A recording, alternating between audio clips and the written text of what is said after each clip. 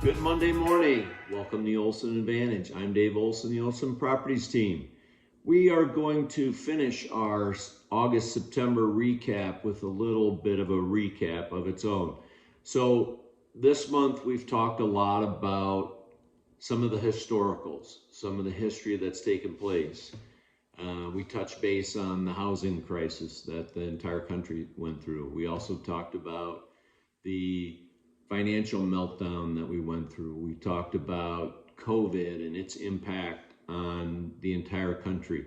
Despite all of that, the Phoenix housing market is basically where it would have been from, if we went back as far as 2001 to today, with a regular 5% annual appreciation.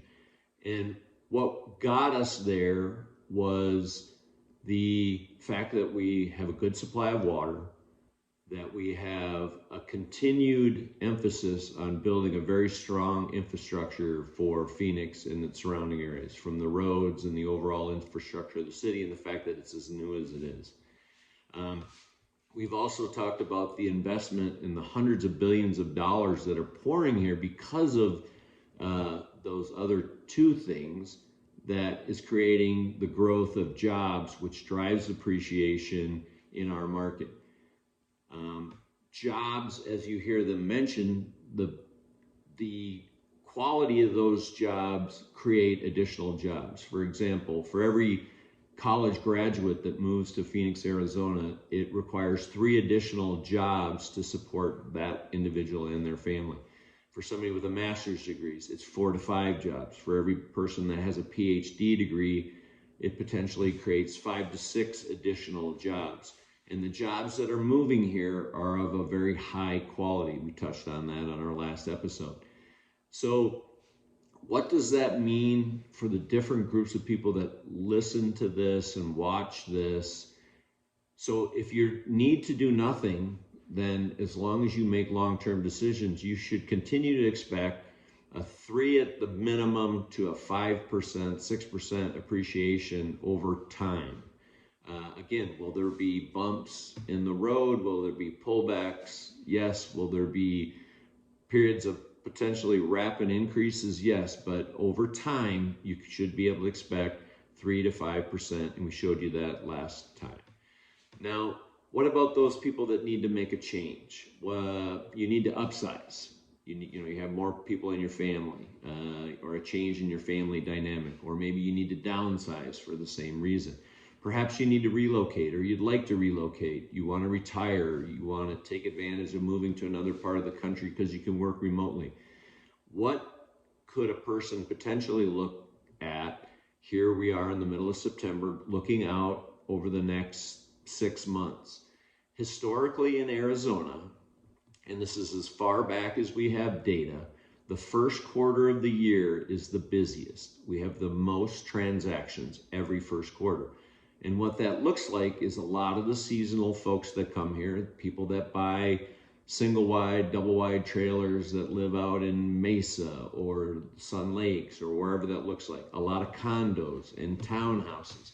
A lot of the lesser expensive homes that are in Sun City that transition and change over, which is very common. So lots of transactions in the first quarter. The second quarter has the largest dollar volume of business that takes place every year.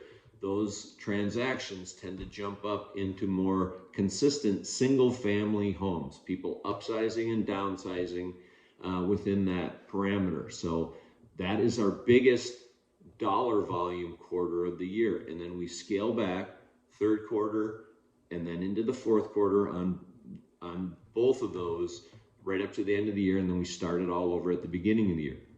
We've talked about July being soft always because of the heat, because of people being back at school, summer, all those types of things. So let's take a look at the data, the forward-looking data like we like to talk about, and see how this fits in. We've shown you the Cromford report, and we've had a lot of people ask questions about, I don't fully quite understand the whole leading indicator thing. So let's dive into a couple of closer looks. Here is the Cromford over the last several years. We see 2022, which is a wonderful example to be able to dive into and show you exactly what happens. So if we go back to week 6 and we dive in, we go back to week 6, which was mid-February. Now we know that week 20 was actually the pricing peak. But the Cromford Index, which is a leading indicator, told us at week 6 that something was beginning to happen. We went down. You can see the small drop at week 6. We continued to drop to week 13. We knew something definitely was in play. We had 6 full months, 7 full months of activity moving downward, and then certainly by week 20. But we did not peak as a market until week 20 in terms of price appreciation. So this is an indicator for us that we know something is afoot, changing. This is often 6, 8, 10 months or 10 weeks in advance of what actually might happen. So let's see another example. So we talk about the pullback that occurred in 2022. So week 43, roughly, we dipped below a neutral market. And at that point, we knew something was up, but it takes 3 to 4 weeks before there's a trend. And then we actually ended up seeing outwardly that we had a pullback in pricing in December. Again, this is a leading indicator. So what are we going to look at as far as today? Well, when we zoom in, we've talked that 2023 is very much like 2028. Here we are sitting at week 36. We've broke that trend line and we've started moving down. So what we want to ask ourselves, is that a function of the typical seasonality that is Phoenix and Arizona? Are we simply at the end of the summer, or what exactly is going on?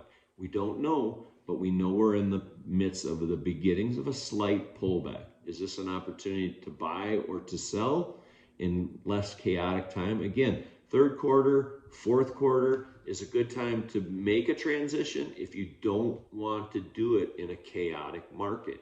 If you want to wait for maximum appreciation, it might be a little more busy, it might be a little more competitive, then you would wait till the calendar turns, list your home, or start looking for homes that will probably be coming on the market sometime after the first of the year. Usually it takes several weeks after the beginning of the year. People need to get back into school. Kids need to get back into school. People need to get back into a routine, lessons, sports, all that kind of stuff. Usually by mid-January, late January, certainly by early February, things are up and rolling, and they will be that way again until it gets, you're right, too hot. So we can look back. If we look back at May and our heat map, which we've used often, this market was on fire. Again, we're right at the tail end of the busy spring selling season. So if we just fast forward to September, we can see the cooling effect that's taken place. We've lost a lot of the burnt reds and the dark browns, and we have more white and light blue and cool temperatures. That's where we are right now.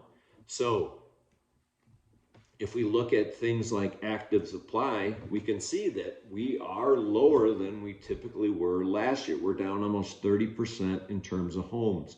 So prices are holding because inventory is down significantly.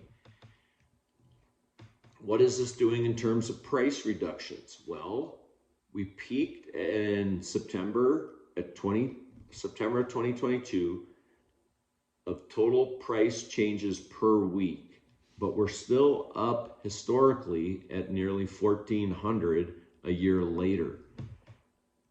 What is that in terms of percentage of the total overall sales? About 41% of the transactions that are taking place this month are seeing some sort of a seller paid closing concession. And usually that's coming in the form of a rate buy down to make it easier for the seller to sell their home and the buyer to take that home off their hands. So what does that look like? Let's review. Let's say you're selling your house for $400,000. The buyer offers you $410,000 for your home on the condition that you give them $10,000 back in concessions so that they can buy their rate down. You net the same amount of money, and they end up with a lower rate for the next several years to make it easier until we see some kind of permanent pullback in rates. What does it look like closings over asking? This is always a good indicator of how warm the market is. Are we as hot as we were in 21 and 22 during COVID? No, but we're historically above average. Almost 23% of the homes that are being sold in this current market are going for over asking price. Is that a function of the concessions?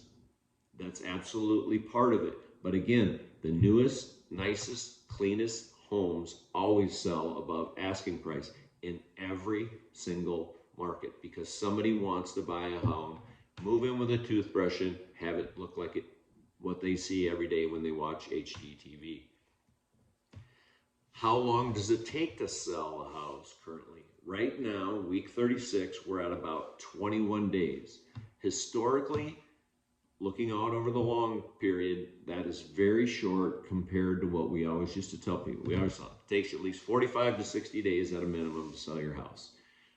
So we're at 21 days right now. That's less than half of what is historical. So let's recap year over year. August to August, we are down 2.4%. We know that if we continue on the same trend line, we're going to finish up for September. Sales prices are down just slightly year over year. Sales over asking price are at 21%, like we just mentioned. Concessions, 43% of all transactions, which is up from last year. The median concessions is up $3,000 from where it was a year ago. And again, the one that I really like to look at, we're up slightly on the sales price to list price ratio. We're now at 98%. That means wherever you list your house, the average person gets 98% of that price. Again, there are plenty of sellers out there that are maybe not as realistic as they should be. They're going based off of the highs, the historicals, or what somebody else might have sold their same property for, but their home was maybe not as updated, not as current. That's very common. And then again, we're right at, this says 19 days, but we're at about 21 days in order to sell. So the summary as a whole for the entire August-September recap, baby boomers in their 20s and 30s, are seeing the rebounds. We talked about some of the historical. We talked about the Gen Xers, the millennials. Hopefully you found all of this information useful. Again, if you ever have any questions, you can always text the word answers to 59559, or you can text or call me directly at 623-570-4464. Thanks so much.